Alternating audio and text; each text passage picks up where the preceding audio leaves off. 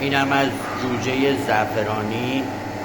اول جوجه، بعد پیاز، فلفل، نمک. حالا مرحله به مرحله پیش میریم.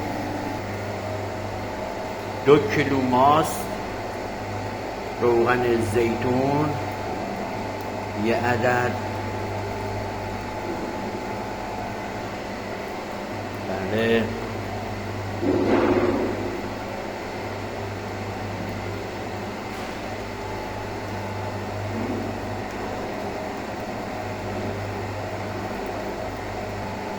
دوستان سرکه خیلی مهمه تو جوجه. سرکه خیلی مهمه که من الان داخل خود ماست استفاده کردم 200 گرم.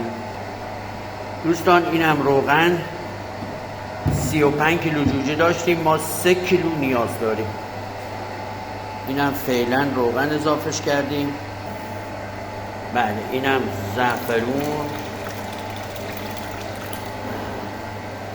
این خیلی مهمه چون واقعا زعفرونه باید به یه لذت خیلی خوبی برسه. بله، داره به لذت خوبش میرسه. دوستان این مرینت خیلی عالیه، یعنی اگر همکاران بخوان استفاده کنن خیلی عالیه، یعنی جوجه‌تون ترکیبی میشه. دوستان اینم از مرحله آخر که مواد بهش اضافه کردیم. حداقل 20 دقیقه باید به هم بخوره تا نمک فلفل کامل بخورده هم دیگه برن. علاوه اینکه روغن خیلی مهمه که باید بخورد جوجه بره.